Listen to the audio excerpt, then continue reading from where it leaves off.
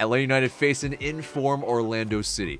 Can the Five Stripes maintain their unbeaten record against the Kitties? We discuss next. What's going on, Five Stripe fam? I'm AJ, and this is Chris. Before we get started, become a member of the Notification Squad on YouTube by hitting the bell next to the subscribe button, or give us a high rating and recommend us on your favorite podcatcher. Welcome to the match preview. Orlando come into town to play us at the Benz on Saturday at 3:30.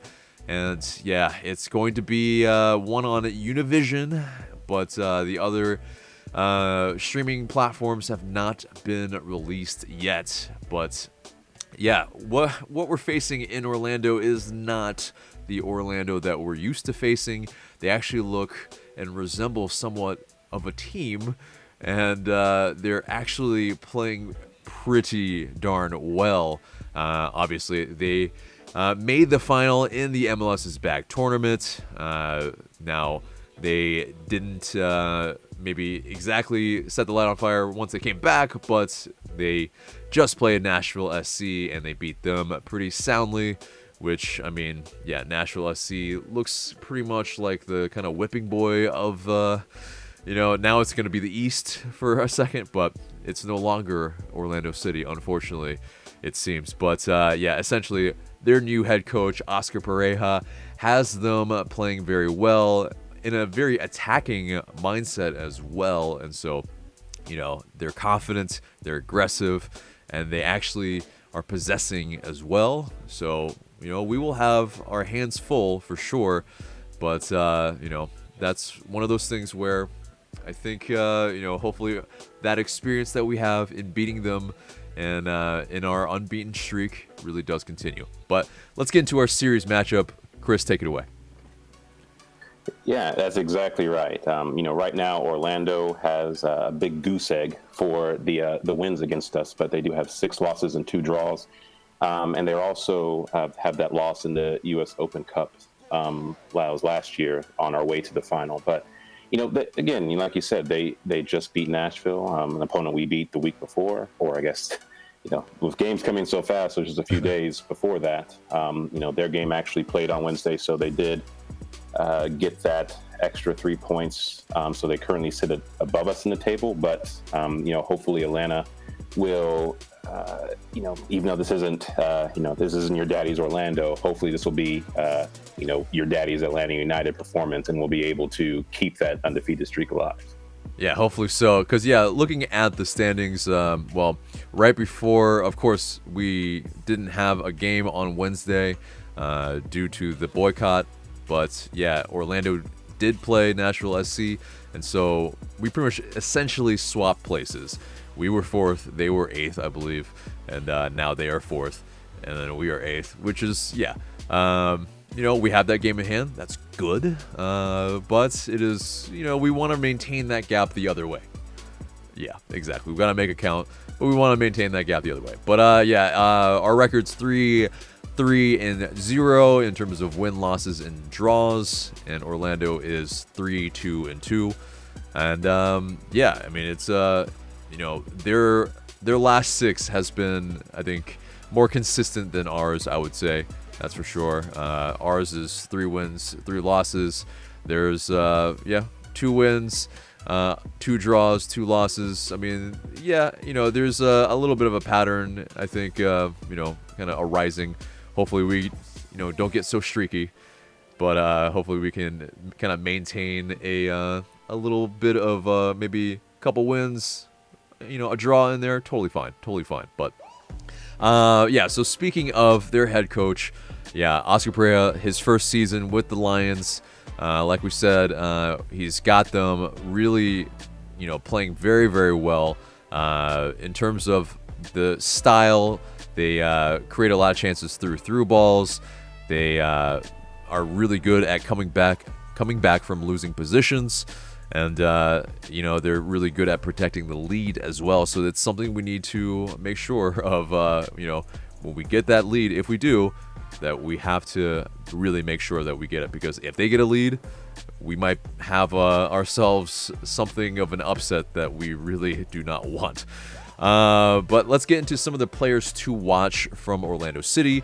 Of course, there's Nani. He's got 2 goals. And yeah, that's on 17 shots, 8 on goal, and 2 assists. He balled out during the MLS's Bag tournament.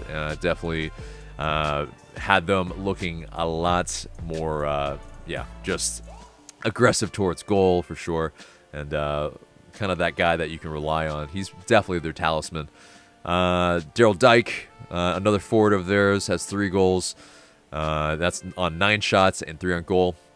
And Chris Miller has 5 goals on 16 shots, 8 on goal. But let's get to Atlanta United's Dangerman.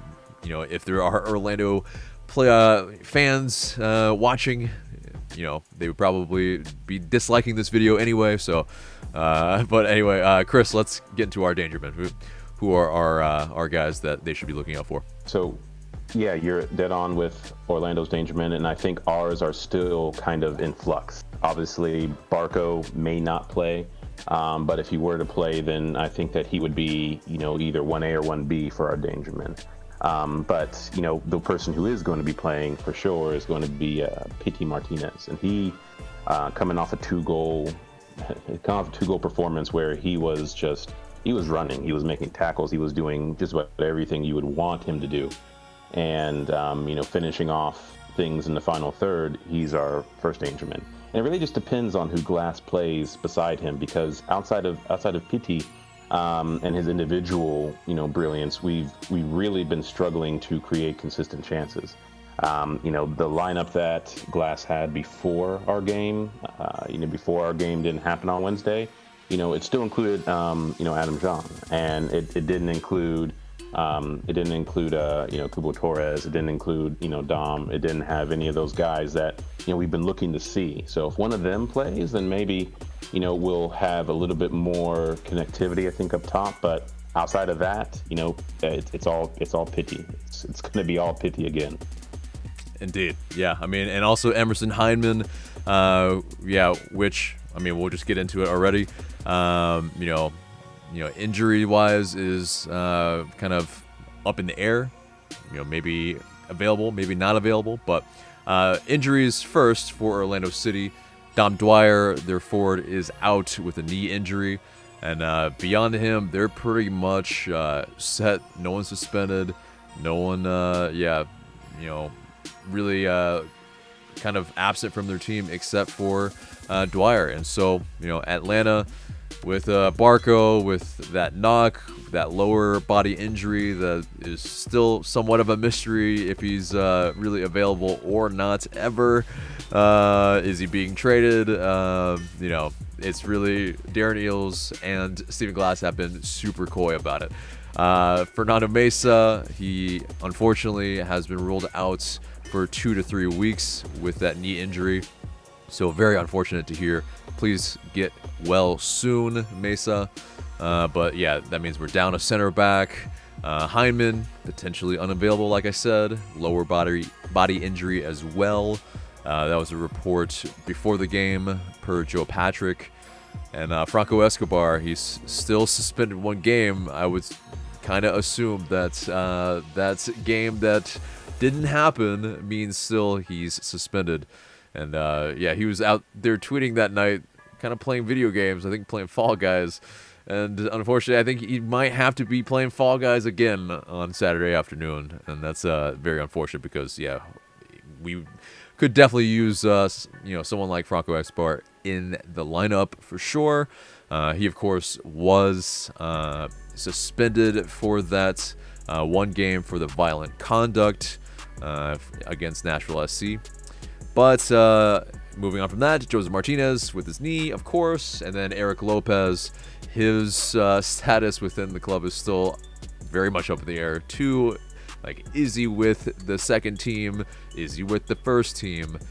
Basically, what we know now is he's unavailable for selection if he doesn't, if there's not a transaction made between the first team and the second team. So, you know, it's in a match where we need some forwards, we need definitely some scoring prowess. It is going to be a little bit of a mystery past PT Martinez who that will be.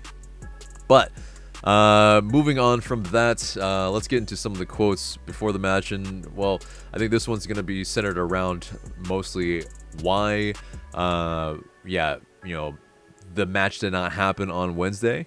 And so Jeff Lorowitz spoke with the media on Thursday. He said that, when they were down there, in Fort Lauderdale, they were in their hotel room. They weren't really watching the news. When they finally kicked on ESPN, they realized NBA was doing what they were doing, that they were boycotting. And once they got to the stadium, essentially, they were trying to convince Inter Miami to do it. And so he spoke with Luis Robles, the captain of Inter Miami. They kind of,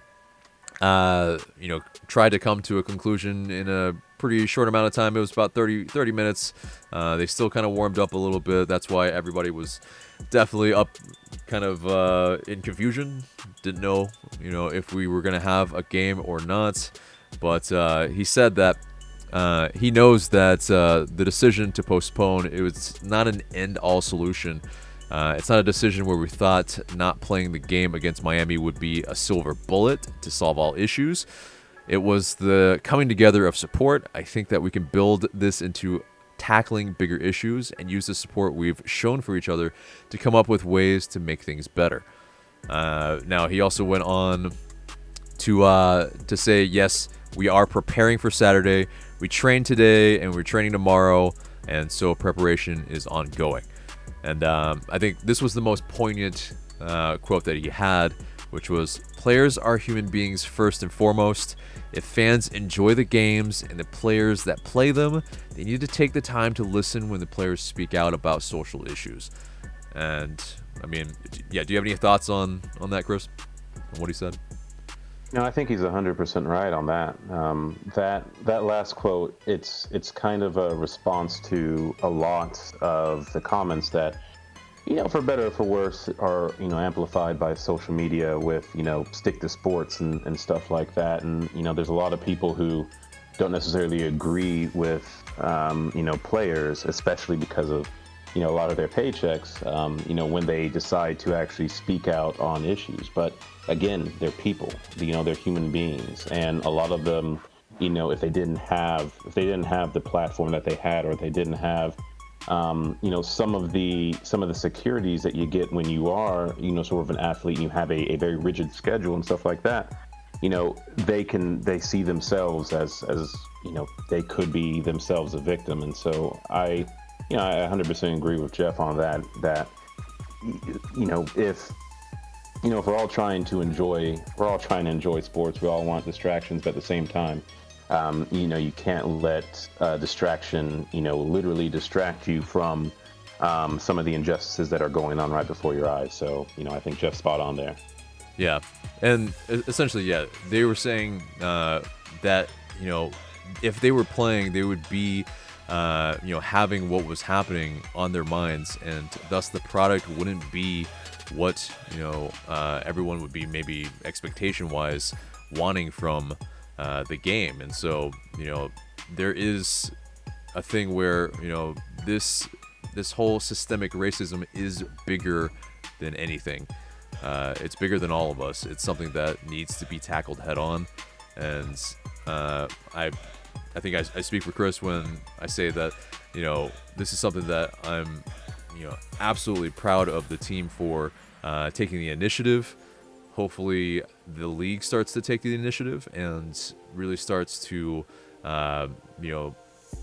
take this lead in doing the right thing here. And anyway, so let's move on from that, because yes, we know it can be a very divisive topic, but we wanted to address it for sure. But let's move on to the match facts. And Atlanta United have kept a clean sheet in their last 3 matches against Orlando City in all competitions. You love to see that. Hopefully we can still continue that in this next match. And also, Atlanta United have seen under 2.5 goals in their last 3 matches against Orlando City.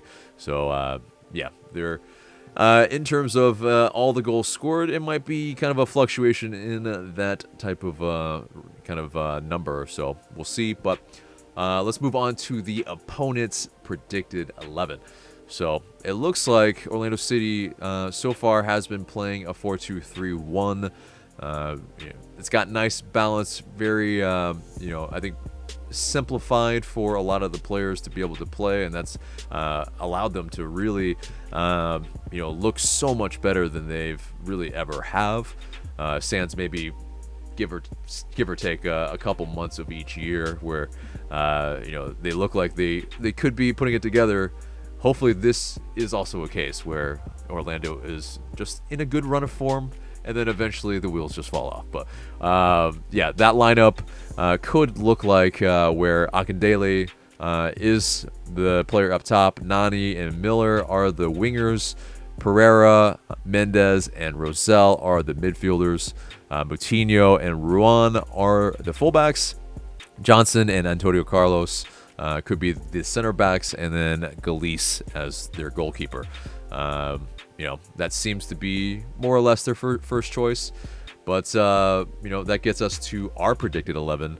Let's go through the lines together, Chris, and but at least who's we know is going to be in between the sticks. Oh yeah, he's first one on the sheet at that point. It has to be, and if Larry isn't starting, he's pretty much he's the captain. But what's your formation, and who's that back line going to be? I don't know. With so many question marks as to who's going to be available, I kind of looked at what Glass did, what he would have done against Miami, and I'm going with basically going 4 in the back. Similar. Escobar's out, but I think Lennon's going to be pulled back there with Walks, Robinson, and Bello. And Bello and Lennon are going to have their work cut out for them with that attack that Orlando is doing now. I'm going to have Remedi, kind of sitting in front of them as well. And then Ozetu and oh shoot, I forgot. You have Mo Adams, I think, in there. Yeah, I do have Mo Adams. That's what because Hindman's not playing probably. Right. So possibly unavailable. When Mo Adams came on against Nashville, he found that space and he was able to assist that marvelous goal of the week winner. Yeah. Yes. So Mo Adams going to be in there, and he does provide a little bit more physicality as well. So I think if anything, it might be Remedi and Mo kind of protecting the back four. With Ozetu right above them, and then it's going to be tricky. In my lineup I have Dom playing, and I have Castro playing as well with PT. So kind of a false 9 hybrid. PT likes to be a little more advanced up the field as well. He could also have a little bit of a free roll, but that's my hope. What I think is going to happen, it's probably not going to be that, but that is my hopeful lineup. Yeah. I mean, I pretty much have, I think, what was his lineup on Wednesday against Miami.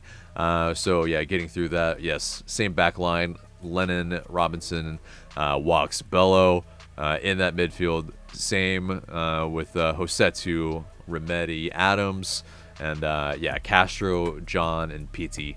John would be the focal point. Now, Hopefully I would... the focal point.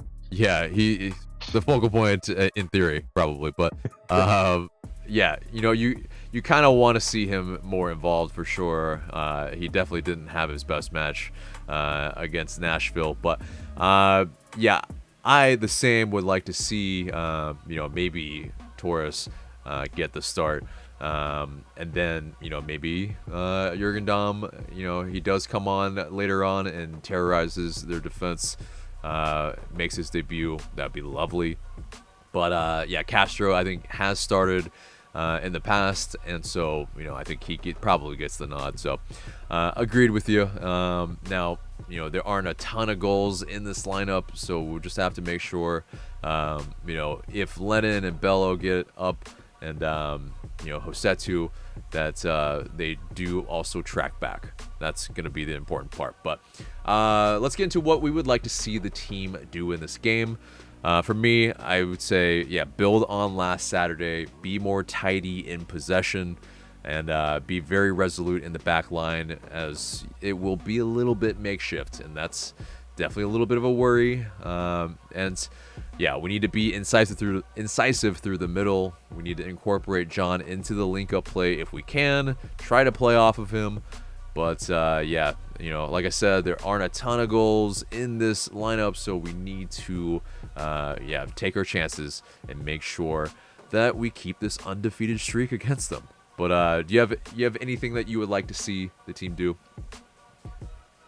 Not concede early. That would be nice. I think against Orlando, we really have to. Like I said, they're enjoying they're enjoying playing right now. So I'd really like for us to make sure that the game against Nashville, as tentative as it wasn't a fluke.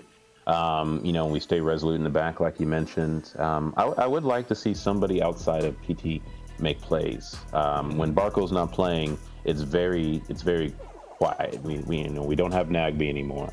Amaran is obviously long gone, and there's no Joseph. So, Pitti is very much the easy mark for any defense that's going to be trying to stop our play. So, it's going to be somebody like a Bello. It's going to be somebody like a Lennon, and hopefully he can actually connect with any of his crosses, in a match like this. And, it really is the biggest thing that I would like to see is just a team play with confidence. Yep. There were times against Nashville that it looked, again, it was tentative, and it wasn't until like the last 10 minutes that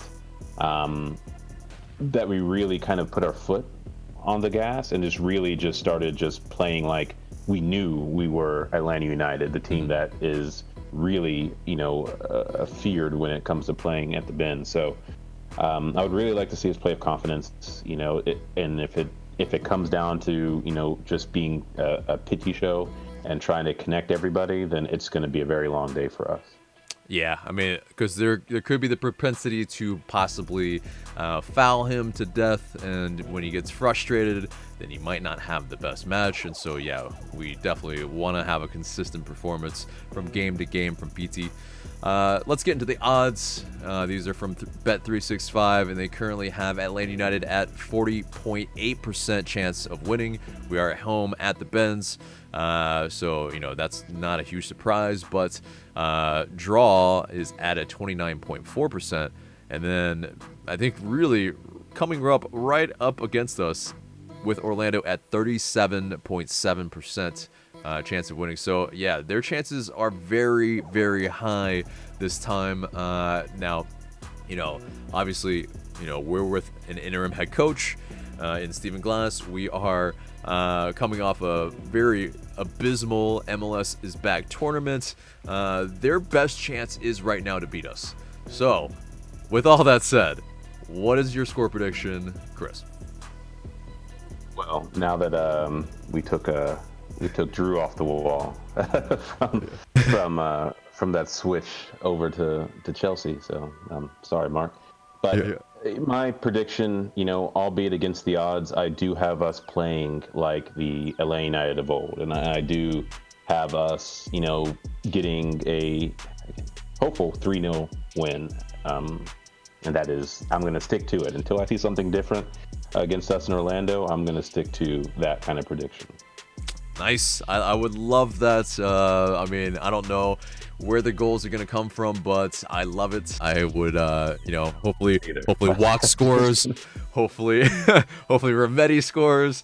It doesn't even matter who the goals come from, but yeah. For me, I think it's a 2-1 win. I think we will be playing on the counter for a good bit of this.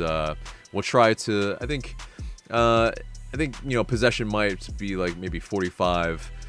Maybe like 55 of them. But yeah, they seem to be a team that has been possessing it quite well. Even on the road, I think, this is a game that sets up for us to try to hit them on the counter. Now, with John in that, it could happen if he's on the pitch. We'll see. But, we will just absolutely have to I think it'll be anybody's guess, like I said, of who's the goal scorer. But anyway, guys, that's our match preview. Let us know your score predictions in the comments below. But for Chris, I'm AJ. Remember to like, share, comment, and subscribe, and we'll see you in the next video.